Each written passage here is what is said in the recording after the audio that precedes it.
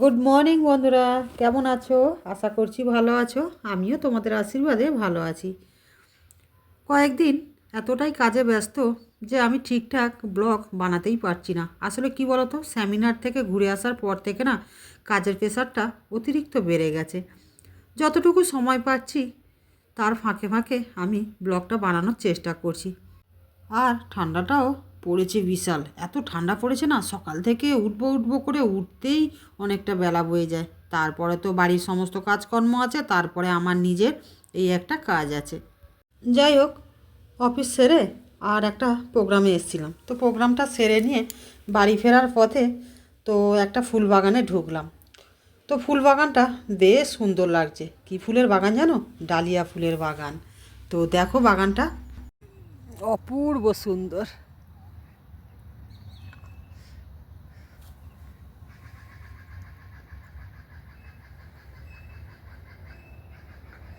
এই ফুলগুলো যখন বড় হবে তখন কি সুন্দর লাগবে বলো তো।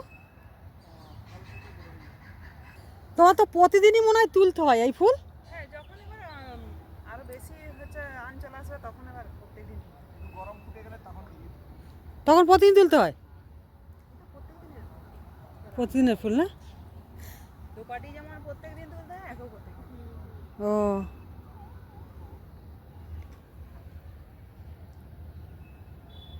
তখন ঠিক এইরকম সাইজের যখন দেখায় না, তখন হেভি মজা লাগে, যেন মনে হয় ডালিয়া বাগানেই বসে থাকি। মশা এত।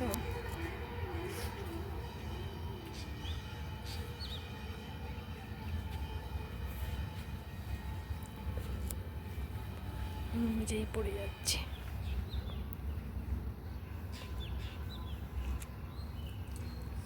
এই ফুলটা দেখো, এই ফুলটা লাল।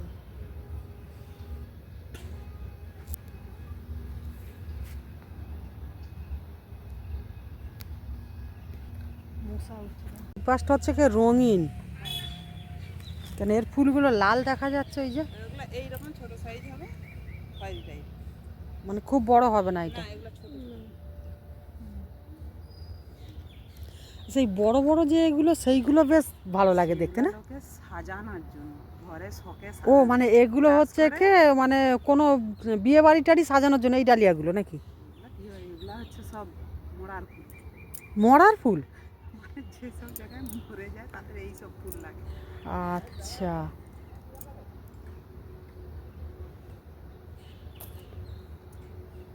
দেখো বন্ধুরা, আমরা এই যে প্রোগ্রাম করতে যাই তো বিভিন্ন জায়গায়, তো কত রকমের কত কিছু দেখা যায়। তো বেশ ভালোও লাগে, মনটাও ভরে যায় দেখে, জানো তো।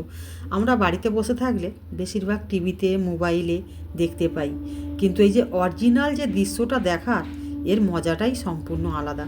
ডালিয়া বাগানটা দেখে না আমার মনে হচ্ছে যেন আমি এখানেই বসে থাকি। তো এখন তো সবে কুঁড়ি ধরেছে, এরপরে যখন ফুলগুলো বড় বড় হবে না, আরও দেখতে অপূর্ব লাগবে। তো সবে একটা দুটো করে ফুল হচ্ছে। আর এদিকে দেখো, এই যে এগুলো আবার লাগিয়েছে, ওই চারাগুলো বড় হয়ে গেছে, ওই ফুলগুলো বিক্রি হবে। আবার এই ফুলগুলো ওর পরের ক্ষেপে হবে, আগু পিছু করে লাগাচ্ছে। আর এদিকে দেখো গাছগুলো একটু মানে গোড়া ধরে গেছে বলে এই জন্য না, গোড়ায় দেখো সব খুসে খুসে আর গোমর সার দিচ্ছে। ফুল গাছগুলোকে যত্ন করতে হয়, আর এই ফুল গাছ নাকি ওনাদের জীবিকা।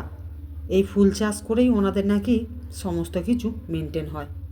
যাই হোক, কথাবার্তা তো হয়ে গেল, বাগানটাও ঘুরে দেখে নিলাম। তো সন্ধে সন্ধে তো হয়ে গেছে। আর এপাশে দেখো সব পাখিরা যে যার বাসায় ফিরে যাচ্ছে। তো এবারে আমাদেরও তো ফিরতে হবে আমাদের বাসাতে। তো অনেকটা অন্ধকারও হয়ে এসছে, আর মেঘলার জন্য না আরও বেশি অন্ধকার লাগছে। তো চলো বন্ধুরা, বেরিয়ে পড়েছি। আর এই যে রোডে দাঁড়িয়ে আছি, তো গাড়ির জন্য অপেক্ষা করছি। তো দেখছো আমরা একদম হাইওয়ের পাশেই দাঁড়িয়ে আছি। রোডে দাঁড়িয়ে আছি, দেখো চারিপাশে খালি ধোঁয়া আর ধোঁয়া, এত কুয়াশা হয়েছে। কি ঠান্ডা পড়েছে বন্ধুরা, কি করি। এত ঠান্ডা পড়েছে যেন কিছু ভালো লাগছে না, জানো তো। রান্না করতে যেন ইচ্ছা হয়নি, এখন বাধ্য কী হবে, খেতে হলে তো করতেই হবে। তো যাই হোক, এই যে ডিউটি থেকে এসে আর এই যে রান্না চাপিয়েছি, দেখছো। এই যে একদিকে ভাত বসিয়েছি আর একদিকে ফুলকপি আলু ভাজা বসিয়েছি। আজ রাতের মেনু হচ্ছে ফুলকপি আলুর গায়ে গায়ে তরকারি আর ডিমের অমলেট। একা তো খাবো, তাতাই এখনও মামার বাড়ি থেকে ফেরেনি, তো ভাবছি ওকে 2-4 দিনের মধ্যেই নিয়ে চলে আসবো। তো যাই হোক, রান্না করতে করতে তোমাদের কাছে কিছু কথা শেয়ার করি।